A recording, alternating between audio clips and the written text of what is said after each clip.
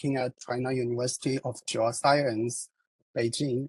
And as mentioned by Douglas, I'm also a member of the Fresh Eyes on CMIP steering group. So I will host the following two sessions. First, welcome to our science talk session. In this part of the program, we bring together researchers to share their latest findings related to CMIP. We're also so pleased to have three invited speakers, and they will cover from the participation sea level to carbon cycle. And each speaker will have 15 minutes for the presentation, followed by 5 minutes for Q&A. And feel free to post all your questions in the Padlet during the talk, or you can raise your hand at the end. And you can find the link, the Padlet link in chat. So, okay, let's get started.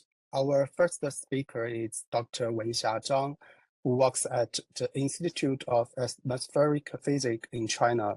Her research focuses on the global monsoon, water cycle, and extreme precipitation.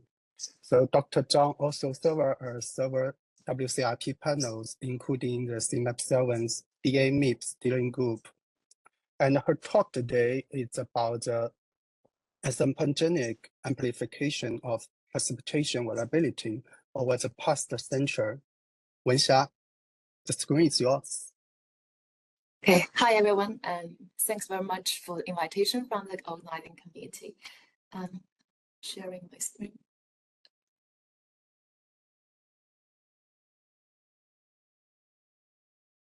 Okay, does it look good?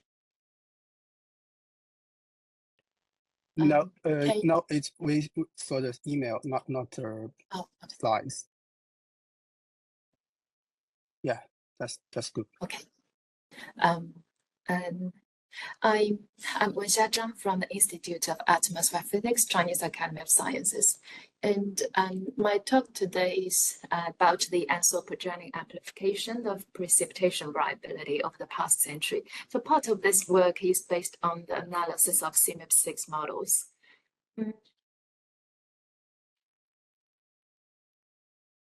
It is well known that the hydrological cycle is intensifying as climate warms, with increases in mean and extreme precipitation over most of global regions, which is particularly a clear signal in future projections.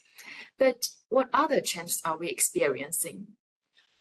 If we look at the daily precipitation time series, for example, here we show the daily time series at a station over North America.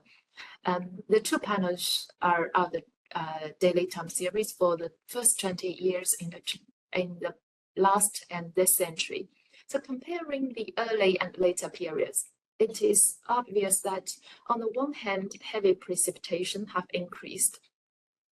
And meanwhile, the day-to-day fluctuations between precipitation events have also intensified. That means the precipitation variability have amplified.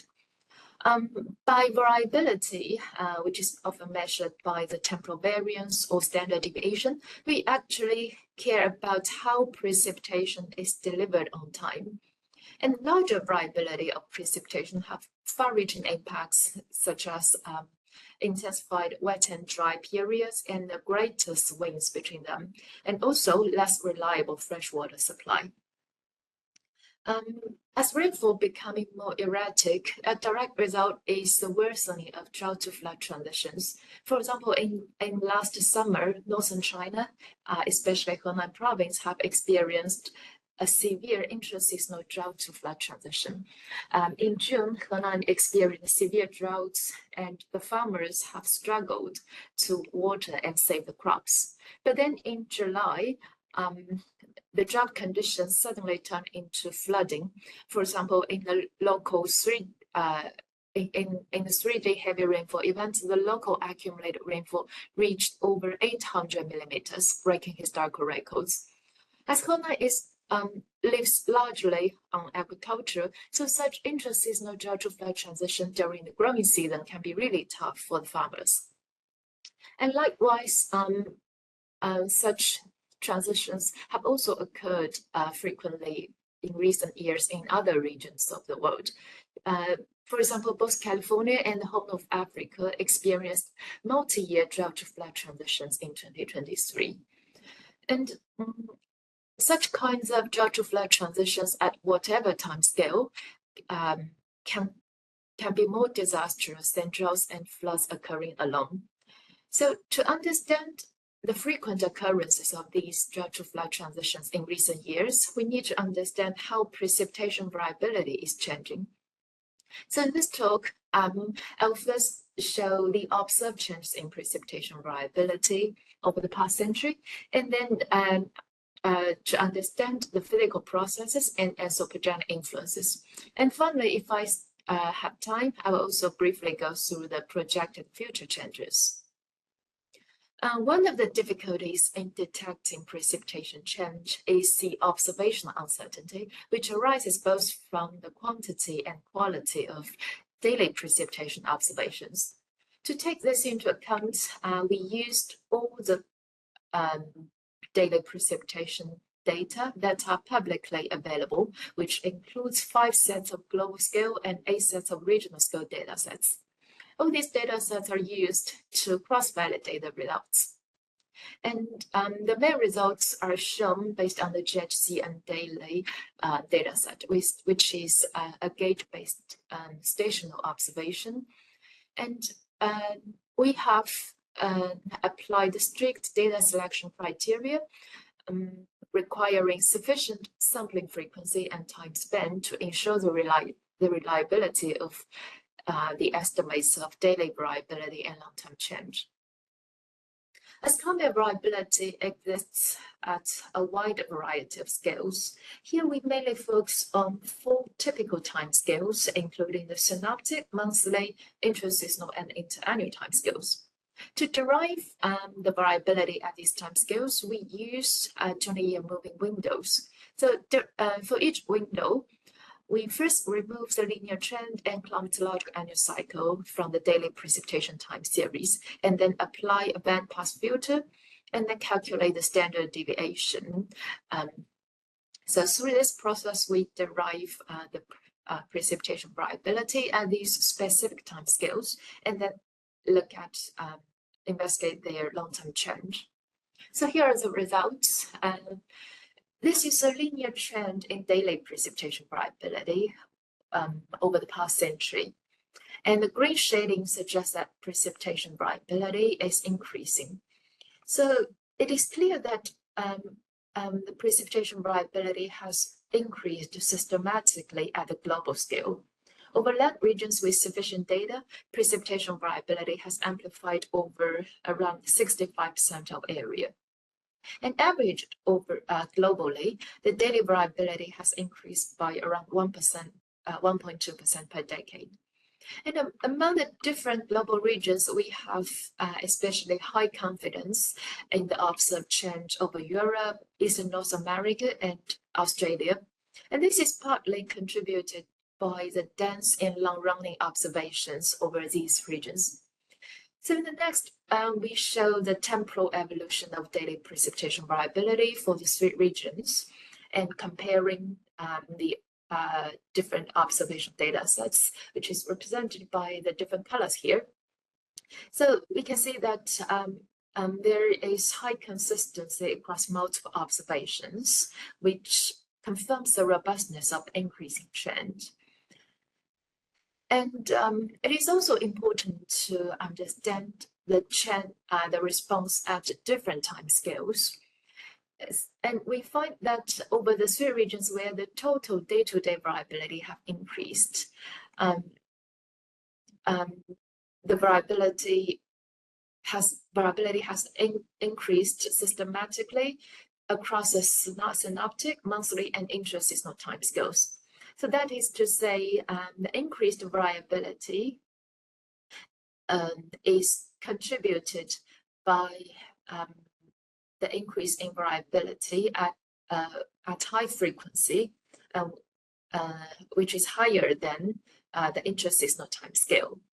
But for interannual variability, no significant trend has emerged from the strong interdecadal variability.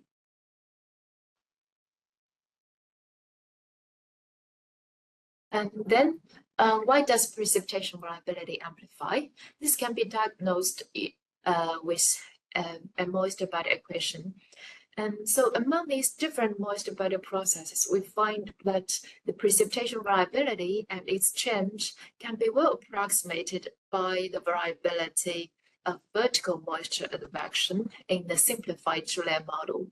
And this simplified framework can offer a clear physical processes to understand the precipitation variability change, as this term can be decomposed into three terms, including the thermodynamic, dynamic, and nonlinear components.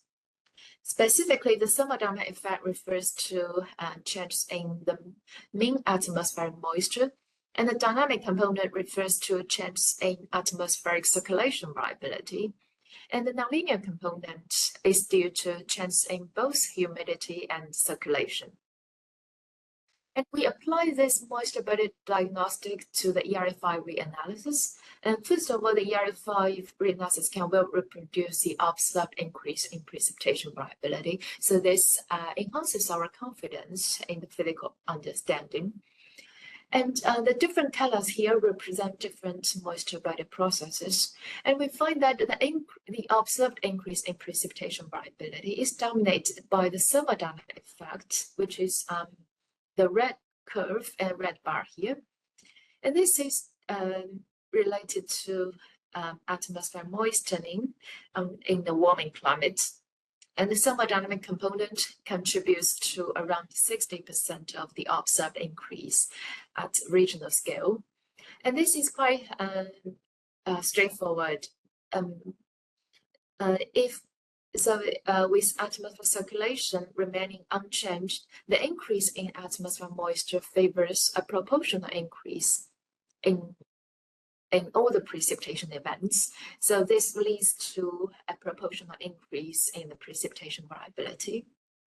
And on the other hand, the dynamic effects related to atmospheric circulation change, which is represented by the light blue curve here. And so despite the dynamic term also contributes to the increase of precipitation variability over the past several decades.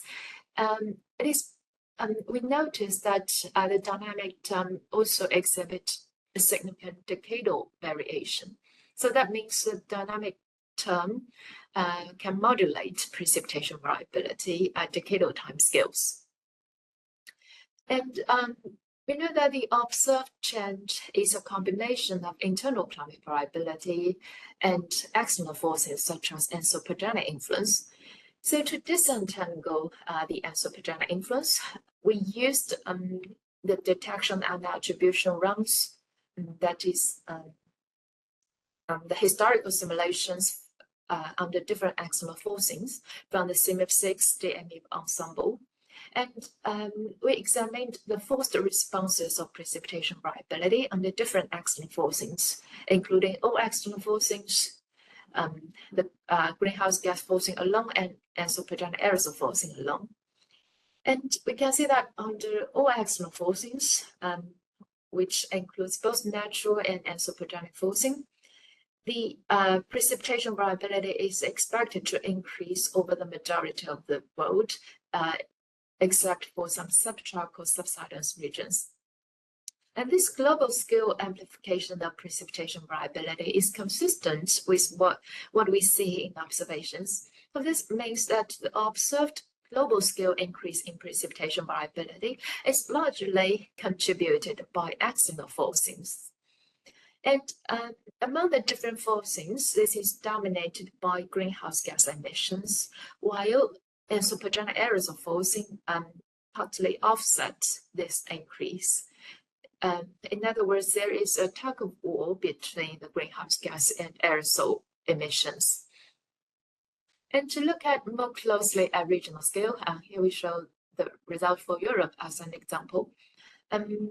This is a temporal evolution of precipitation variability and for the regional average. The dotted lines are different observations, and we see that the observed intensification can be well reproduced by the all external forcings, and this is dominated by the greenhouse gas forcing. And the aerosol forcing leads to a weak reduction in precipitation variability. and the response to natural forcing is very weak and can be neglected. Then to detect the anthropogenic forcing more rigorously, we applied an optimal fingerprinting analysis, which briefly, this is to quantitatively compare the forced responses with the observed changes. And based on the one signal and multi-signal analysis, we see that the observed increase in precipitation variability can be attributed to anthropogenic forcing, especially greenhouse gas forcing. So this is a brief summary for the observed change. There is a systematically amplified precipitation variability over the past century from global to regional scales and across time scales from daily to intra-seasonal. And physically, this is dominated by the thermodynamic effect due to atmospheric moistening and also modulated at decadal time scales by atmospheric circulation change. And this observed intensification can be attributed to anthropogenic greenhouse gas forcing.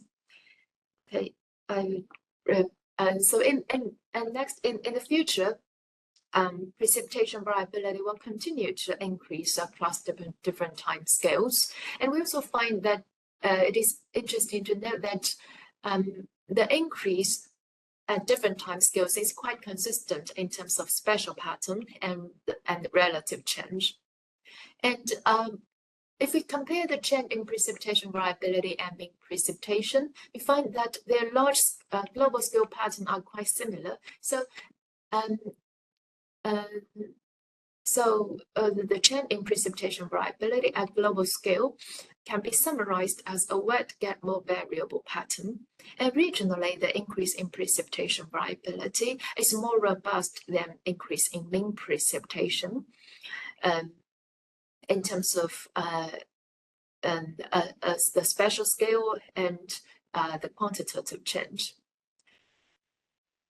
And finally, by combining the change in precipitation variability and mean precipitation, we classify the different regimes of precipitation change represented by different colors. So for example, over most of global regions, the blue shading suggests that the precipitation will become wetter and more variable, which covers around 2/3 of land area, which is also roughly corresponding to the climatologically wet regions.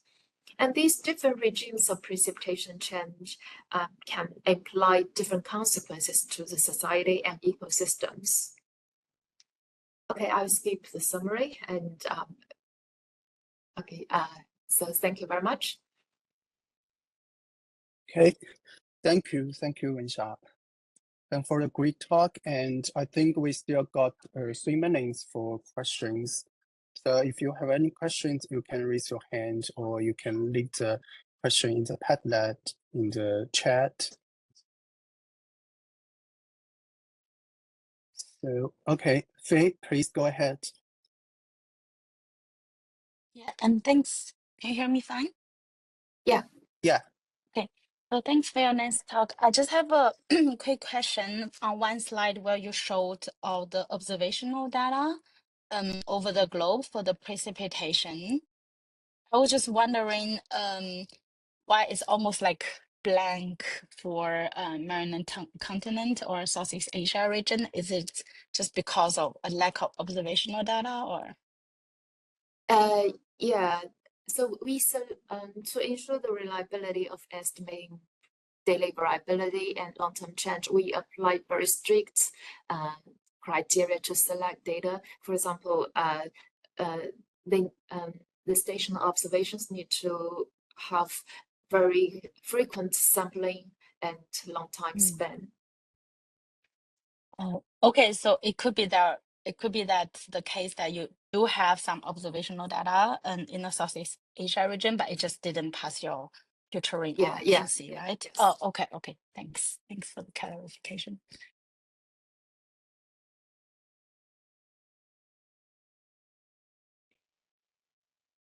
Okay, let me see if there are any other questions.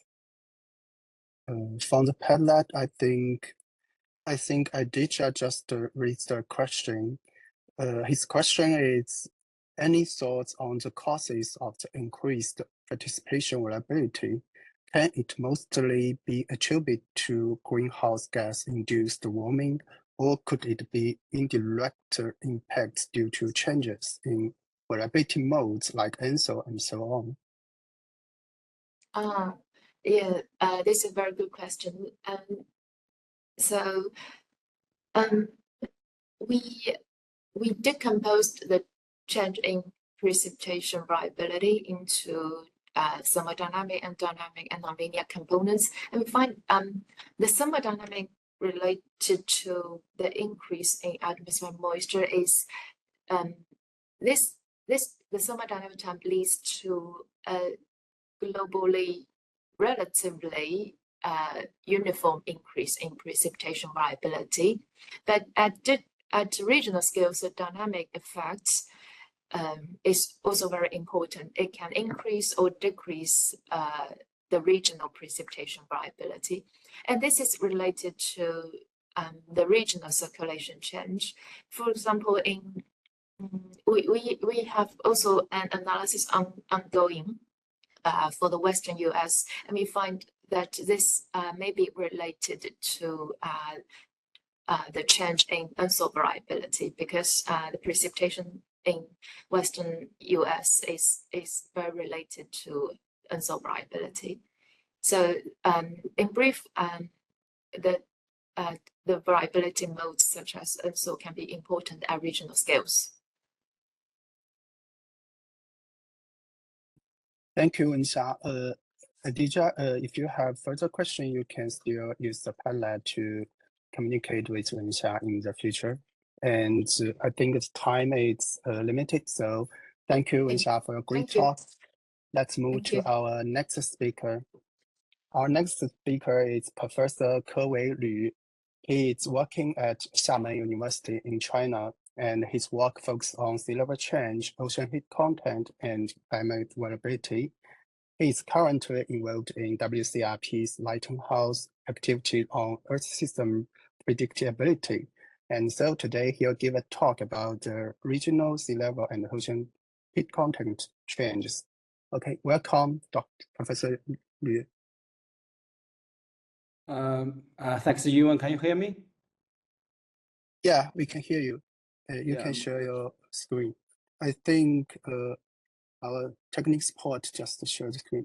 Can you leave the screen ready to Professor? Yeah, that would be great. Yeah, thank you. I'm going to. So it's full screen. So it's all good now. It's green now. Yeah, go ahead, please. Yeah, wonderful. Thanks for organizing such a great event, and also thanks for the invitation.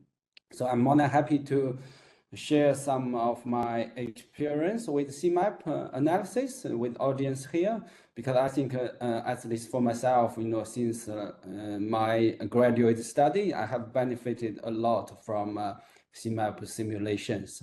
So today I'm going to talk about how CMIP simulations are used for global and regional sea level projections. So I'm Kewei. I'm a faculty at Xiamen University in southern China. So first, I think let's have a little bit of picture about a key question, like how much sea level has risen, like more than 10 centimeters in the past 3 decades, according to the satellite observation, and like 25 centimeters, since since the late 19th century. And according to the IPCC AR6, even for the very low emission scenario, SSP 2.6, there would be like a 44 centimeter by the end of century, and 77 centimeter, for the high emission scenario. So you can see for the future projections, this black color line, the small expansion due to ocean warming is the largest single contributor to the global sea level rise, in the remaining period of this century. So I'm going to first focus on this small expansion part, because this is the component directly resolved by CMIP models. So about the global ocean warming, and also the thermal expansion because of the warming. So let's first think about observational record. So what do we have about from observations? A main feature for the global ocean observing system is actually Argo flows. We have Argo flows to have a near global coverage for the upper 2,000-meter ocean. So if you look at the time series, that's the global ocean heat content. It's almost like thermal expansion contribution to sea level rise. So you can see different time series from different data centers have a very large spread in the earlier period. But after 2005, once we have enough Argo flows to have a near global coverage, the different time series have much better consistency. So that means at least in the past like 50 years, since 2005, we have a very reliable record of global ocean warming and also thermal expansion. So, and then we can also look at CMIP simulations. For example, here we look at DA map, the greenhouse gas run, aerosol run, and natural forcing run. So this figure shows the ranging trend of global ocean warming and the thermal expansion. So it's not a surface warming, it's actually integrated for the full depths. So this figure showing the ranging trend over sliding window of different time lengths. So for the first panel, you can see that's from greenhouse gas run, and you can see the color gets redder and redder, which means the greenhouse gas effect on global ocean warming and thermal expansion, the contribution is getting larger and larger because of increasing CO2 emission. But for the middle panel, for the aerosol contribution, we know aerosol has a cooling effect, but you can see the bluish color get lighter and lighter, which means aerosol, the cooling effect is getting smaller and smaller because of reduced aerosol emission. And also, if you look at the red panel, you see that's the natural forcing run, which means the change due to like solar cycle change and also the volcano. You see around like 1990s or early 2000s, there was a big volcano. So that's a major cooling and then rebound signal in the global ocean warming. But for the very latest period, for the Argo period since 2005, it actually witnessed the strongest greenhouse gas effect and the least contribution from aerosol forcing, and also avoid the complication from this volcano forcing. So which means, it's probably it's observational record. It's pretty short, 15 years, amount 15 years, but I probably record the very clear greenhouse gas effect. So we move forward trying to do a constraint on the future projection. So this methodology called emergent constraint. If you look at the figure, x-axis is the global thermal expansion contribution to sea level rise. So that's the trend over 2005, 2019, when we have a reliable observational record from Argo flows. And the y-axis is the global thermal expansion projection by the end of the century. So you can see there's a very good relationship among the models. So the models simulate a larger sea level rise thermal expansion in the past 15 years. The model also tend to project larger thermal expansion by the end of the century. So because we have observation here, so this pink color line, that's the observational number from Argo flows. Well, if we put it here, we can see obvious some model, especially the very dark red color, which means high climate sensitivity models, they overestimate thermal expansion and ocean warming in the past 15 years, and also they tend to project too much warming for the future. So we apply this the observational record, so we can have a constrained projection. Compared to the CMIP 6 original projection and also the AR6 estimate, so this constrained projection actually provides a narrower uncertainty range. And let's move on to the regional sea level change. The left figure is the sea level change pattern from satellite observation in the past 3 decades. The red panel is the sea level projection from AR6. So obviously there are large spatial differences. And let's focus on this sea level projection from AR6, because this figure is actually what's the local government or community to take to to provide guidance for the adaptance to the sea level rise. So question is how AR6 prepare this regional sea level projection data. So it's actually the sum of multiple components which were prepared by different communities, different methodologies. Here we highlight this ocean dynamics and the small expansion part. So again, this part can be directly simulated by CMIP models. For other components like glaciers, they have a glacier map. S sheet, they have a S sheet map 6. They are also endorsed by CMIP. And they use glacier model, S sheet model, but I need to note that they also rely on boundary conditions like precipitation change, wind change, ocean warming change from CMIP projections. So here I'm going to focus on this ocean dynamics part. So we looked at CMIP 5 and CMIP 6 projections of this regional sea level change. So we removed the global mean. So here you can see the warm color means it's larger than global mean, and the bluish color means lower than global mean. So if I don't tell you, you actually can't distinguish which column is CMIP 5, which is CMIP 6, because they are pretty similar. There's not much difference between 5 and 6. There are some major, very common features. For example, in the North Pacific, related to the ocean circulation change. In the North Atlantic, it's related to AMOC weakening. And in the Southern Ocean, we know the westerly wind change and also ACC change. So I want to put one figure here. It's also the regional sea level projection from very earlier model back to 1995.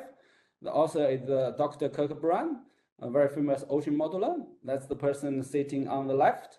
And the person sitting on the table, of course, is the boss, Jeff Deal director at that time. And the person in the middle, actually, the Nobel Prize winner, I think, climate modeler or atmospheric modeler, Suki Manabe. So we really need to remember this person because they really laid foundation for our community. And recently, several years ago, we did a review paper to summarize, what are the sources for regional uncertainties in regional sea level projections. So basically, there are intermodal uncertainties, which means for the same like CO2 increase, the models have different responses. And the other one is called internal variability, because the model simulates own climate variability with random phase that can affect future climate projection, including sea level. So a recent paper I have co-authored is trying to separate the contribution from like intermodal uncertainty and internal variability, the middle column, and also the called scenario uncertainty. That's because it's a response to under different scenario, low emission, high emission. For the scenario uncertainty, it only becomes significant for the projection by the end of the century. In the middle column, the internal variability contribution is only significant like in the tropical Indo-Pacific area, where there is very strong like tropical climate variability. But for the first column, that's the intermodal uncertainty. It's actually the largest contribution to the sea level projection, regional sea level projection uncertainty. So again, we look at CMIP 5 and CMIP 6. Left is the multimodal projection, and on the right is the intermodal uncertainty. So at least the uncertainty is not reduced, and even larger in some area. Well, we give one example here in the middle. We show a relationship between the projected AMOC weakening, the magnitude in different model, and also the sea level projection magnitude in the Arctic area and also in the North Atlantic. You see there's a very strong relationship between sea level change projection and also AMOC weakening projection, which means I think the issue is it's about dynamics. We need to understand dynamics. So again, we further trace the model uncertainty to the model mean bias. So I'm not going to give more details, but basically the story is if the model simulated too strong AMOC for the mean state, and the model tends to project also larger AMOC weakening in the future, and also larger dynamic sea level change. So again, it's about dynamics. We need to understand the dynamics. So if we appreciate much about dynamics, so the community get together, say, okay, let's design a map called the FAF map, Flux Anomaly Forced Model Intercomparison Project. So they want to bring several modeling centers together. Say we use our own model, but we put the same forcing. The forcing here means surface heat flux, ocean surface heat flux, freshwater flux, wind stress, and we see how much the spread would be. Because the forcing is the same, we want to see, we use different ocean model or climate model. We want to see how much that contributes to the uncertainty we see from CMIP. So the forcing we show here is the climate change forcing from multimodal semi-multimodal mean. That's the wind stress change, surface heat flux into the ocean, and also the surface CMIP plus CS contribution. So if we run the model, I think one surprise finding is this is the regional dynamic sea level change and double the CO2 for the all forcing. That's the first panel. And I think previously people believe, the wind stress change is the most important forcing for regional sea level change. But actually after FAF map, I think it's increasingly recognized that the heat flux forcing, which means that we got a surface heat flux into the ocean heat uptake, and the heat will get redistributed in the ocean through the background ocean circulation or change the ocean circulation. That actually contributes a lot to the regional sea level pattern. That's actually quite a surprise. I think we have this understanding really thanks to this FAF map. So I think the final note is, again, the CMIP models are mostly like coast resolution, 1 degree. Recently there are some effort using high resolution regional ocean model to do downscaling work.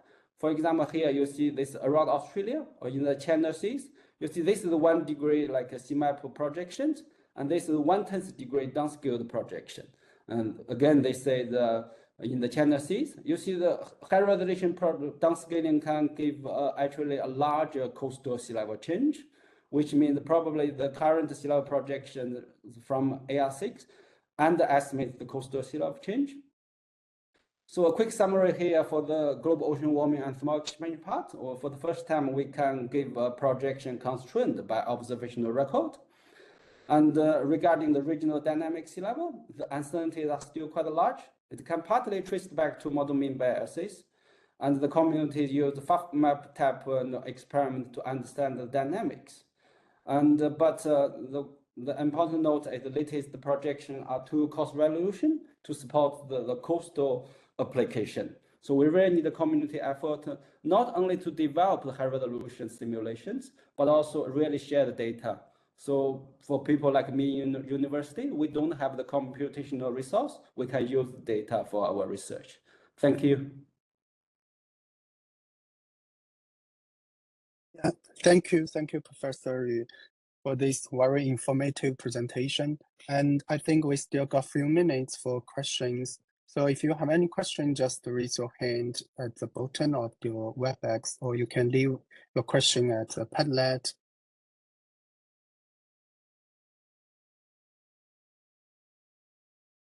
So let me check if there are any questions.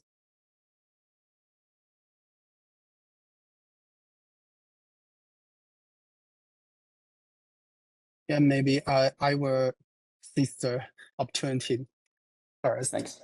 Because I'm interested in the slides you showed about emergence constraint when you use the Argo data to constraint uncertainty is narrowed. And I'm wondering, have you ever tried any other observation data, and how does other data show the result? And do you think there will be like more observational data, the effect will be good, will be better? Oh, I think first one thing to clarify here, I'm mentioning Argo, but the observational record we use, they use not only the Argo data from all the observations, from different platforms for this period. But I need to know that it's really about this period. This have very small like contribution from aerosol forcing, so it's most useful for this constraint work. Yes. Okay, I got it. Thank you. And I saw there is a question. Okay, I think Wenxia raised her hand. Okay, Wenxia, go ahead.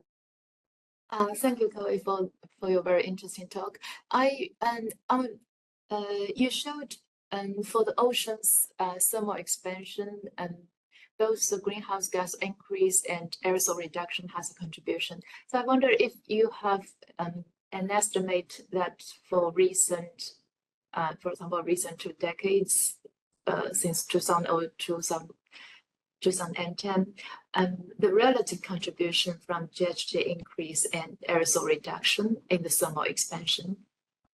Yes, we look at that. So here I think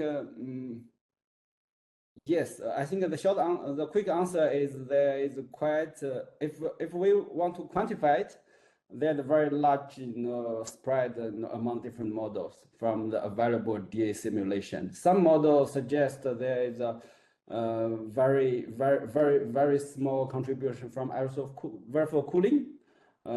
But some models suggest the aerosol cooling continue over this period. I guess it's maybe because of different models have a different responses to aerosol, and maybe because the model is different ocean model, like this kind of ocean model have a different kind of memory period to respond to this aerosol forcing, because we know globally the aerosol forcing kind of like stopped increasing since like 1980s.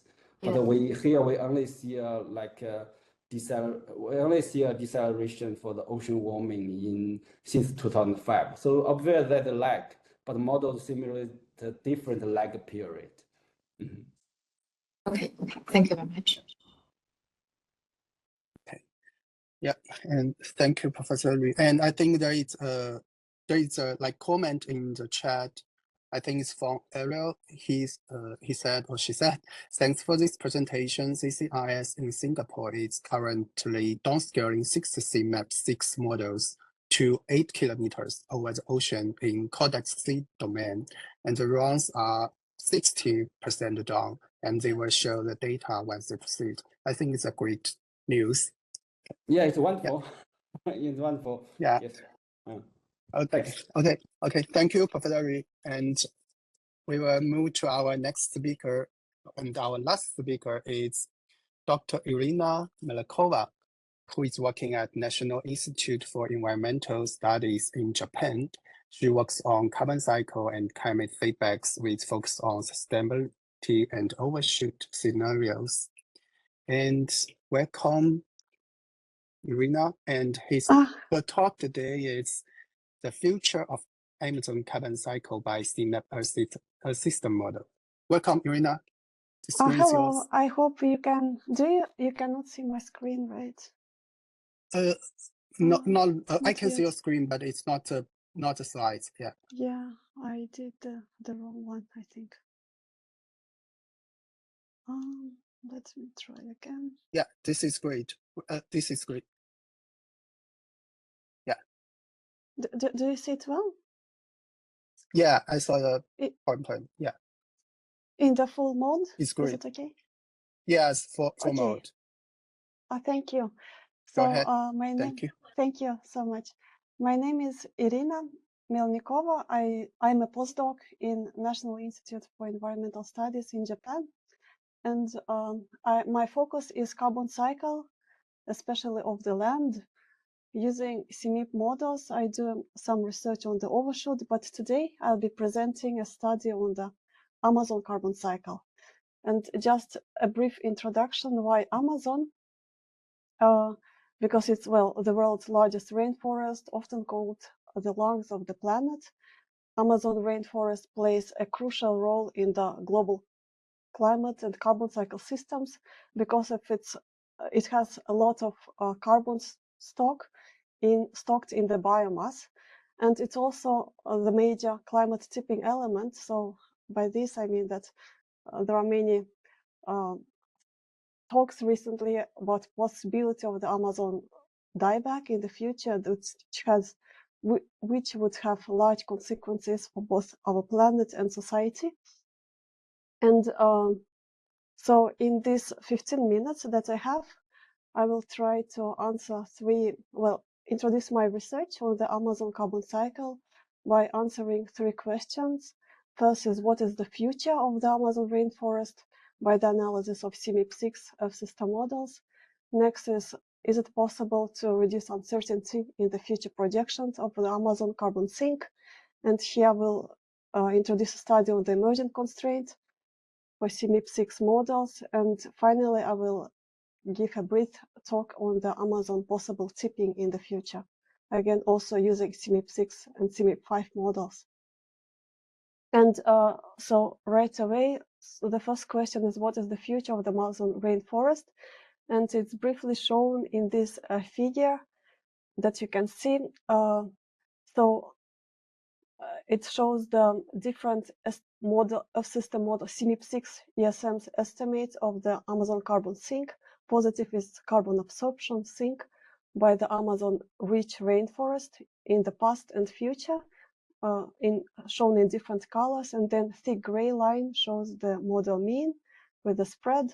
And then also dashed gray lines show for the present period the alternative inversion model approaches just for the model evaluation.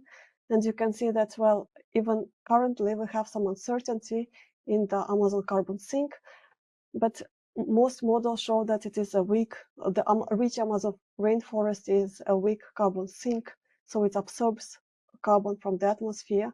But in the future, under high emission SSP 585 scenario, the uncertainty in the projection increases, with some models show it will be even larger carbon sink, while other models show that it will be growing carbon source. So there is obviously a need to reduce the uncertainty in these projections for the future. And my second part of the study is related to the uncertainty reduction. But to reduce the uncertainty, we first need to know what drives the carbon sink of the Amazon in the past and future. And it's basically three drivers. If we simplify it, first it's CO2 fertilization effect. So if oversimplified, it is more CO2 in the air, more photosynthesis, more larger carbon sink by the forest. But CO2 is not only a food for photosynthesis, it is also greenhouse gas, along with others that causes climate change. And climate change means usually warmer, hotter conditions in the tropical region that leads to higher plant respiration, higher soil decomposition, so higher emissions and higher mortality of trees even. And also land use change emissions, land use change impact, which means like deforestation, forest fires, and so on.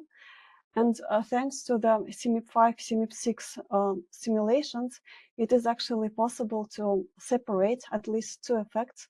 Well, land use change is a bit more difficult, so I'll focus on although it is also possible, but I will focus on the separation of two effects, CO2 fertilization and climate change effects that are shown in this bar plot on the right. So the very right bar shows all the uncertainty for the future estimates of the Amazon carbon sink under the high emission scenario by the end of this century. And you can see that the uncertainty is quite large. We don't know whether Amazon will be still absorbing or emitting carbon from the atmosphere. And then CO2 effects has also large uncertainty, but it's mainly carbon sink, while climate effect may reduce this carbon sink and even make the Amazon become carbon source. So I'll be focusing on the reducing this climate change uncertainty in the Amazon rainforest. And this slide just shows, because it's CMIP workshop, I thought it may be interesting for the community to know how it works in the simulations. This is from the C4MIP project, which has two types of simulation, fully coupled and so-called BDC, or biogeochemically coupled simulations, where physical component does not see CO2 change, but carbon cycle biosphere component sees how CO2 changes. So we can basically estimate separately CO2 fertilization impact and full impact, and then by subtracting one from another, we can get the climate impact. And so going back to how to reduce the uncertainty, we first tried to use CMIP6 models estimating the future carbon sink projections driven only by climate effects, and plotted the intermodal correlations between past global surface temperature trend in each model and then future changes in the climate-driven carbon sink. So the red color only shows like significant correlations here, but red colors almost everywhere in the Amazon rainforest shows that models with larger warming trends in the past tend to project lower climate change driven Amazon carbon sink or like larger carbon source in the future. So this gives us a potential for the emergent constraint introduced here. You can see the graph with the x-axis showing again the past global warming temperature trends for each model, and then y-axis shows the future Amazon climate change induced carbon sink. So the values are mainly negative, meaning it's carbon source, and there is a very nice correlation, and so that gives us an opportunity to constrain the model ensemble. And using the observations for the past temperature shown in this blue horizontal bar, we can reduce the raw rate uncertainty vertical black bar to the green bar. So basically, what it says that models that either over or underestimate past warming will also over or underestimate future climate-driven carbon source. So this is the emergent constraint, but for the emergent constraint to exist, we also need a physical understanding behind it. And I will not introduce all the calculations that we did, but just do the story, explain the story, how it seems to work. So models with higher warming, but more warming in the future also means a more polar amplification effect. It's when the polar region warms faster than or more than other regions of the world. So these two effects, global warming plus polar amplification effect, causes the shift of the tropical rain belt, so-called ITCZ, to the north. And this causes hotter and drier Amazon rainforest conditions. When it's hot and dry in the Amazon, it reduces the photosynthesis, but also increases plant and soil respiration, increases the risk of the fires and droughts, which all causes the higher Amazon forest carbon emissions. So we published this study last year, and this emergent constraint reduces the uncertainty in the projected Amazon carbon source by nearly 30%, as shown also in the figure in the right. And so here the good news is that maybe there is a greater resilience of the Amazon rainforest to the projected climate change by the end of this century. But bad news is that there is a clear physical mechanism that would drive to under climate change that drives to dry and hot Amazon climate conditions bad for the rainforest. And this all leads to the interest in my final question for today is, how far are we from the Amazon tipping point? So basically, we would like to know whether CMIP 5, CMIP 6 models can project the Amazon dieback. And for this study, we looked at 6 CMIP 5 and 6 CMIP 6 models that have all the Earth system models that under high emission scenarios like RCP85, SSP585, that has extensions up to the 23rd century. And we looked at the outputs of carbon cycle for these models and identified dieback in each Amazon grid. How we just looked at the initially very high photosynthesis or like biomass grids and looked whether the GPP or gross primary production of photosynthesis in these grids reduces very much by 80% by the end of the 23rd century. So whether there is a large reduction in the photosynthetic uptake in these models. And here are the results. So as I said, we analyzed the 12 models, but 9 out of 12 models actually had localized to large-scale Amazon dieback, shown by these white dots in the graph. The graph shows the photosynthetic uptake at the end of the 23rd century under these high emission scenarios for each model. And you can see, well, the spatial variation varies, but most models actually produce some kind of dieback in the future. And to understand what is the timing of this dieback, we looked at the, well, time change in the photosynthetic uptake in those grids for each model. And if you look by year and global temperature, and if you look at the first left graph, you can see that, well, dieback happens closer to the 22nd, 23rd century, but actual Amazon dieback, it already starts, most model project that it starts already in the end, by the end of the current century, so it's not that far. And for the temperature, at which temperature it happens, the models disagree quite a lot, so there should be a lot of area for possible improvement. But the range is from 1.5, like Paris Agreement goal, temperature target, to 10 degrees warming. And to understand the mechanism even further, we plotted the photosynthetic uptake in those of these grids in each model, so 9 models that have dieback, as a function of y-axis is precipitation change, local precipitation change, and x-axis local surface air temperature change. And you can see from this red, like high photosynthetic uptake, to the purple, very low photosynthetic uptake, there is a gradual change in each model. And the change is like nearly diagonal in most models. That means that both surface temperature and precipitation drives the decrease in the photosynthetic uptake in the most models. But for some models, like in the center, you can see Canadian model, ESM, or central bottom Japanese model, Mirok ES12, you can see that, well, those models have the larger dependency on the surface air temperature. The change is mostly vertical, so there is some area for the improvement for this.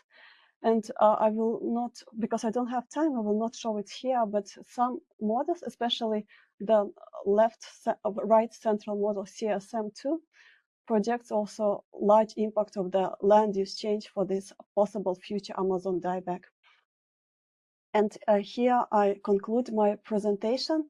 So I will not repeat the first two conclusions, but for the Amazon tipping, so despite the variations in timing and extent, most CMIP 5 and CMIP 6 system model project the start of Amazon dieback already by the end of this century, and temperature, precipitation, land use change are the key factors reducing the Amazon resilience to the climate change. I end here. Thank you so much. Thank you, Irina. And that's a very great talk. And let's see if we have any question for Irina. You can raise your hand or leave the question at the Padlet or in the chat. Okay, let me check. Okay, Irina, please go ahead. Thank you. Can you hear me, Irina? Yes, thank you. Yeah, thanks. Very, very interesting presentation. Although I must say at the end with your conclusions, all I can see is really high uncertainty in everything, right? It's very difficult to out of these analyses, and I know we see this also with some of our impacts analysis here in Southeast Asia, to drive to some conclusive statements to go to stakeholders to and say, this is what's going to happen, this is a more likely scenario than the other one.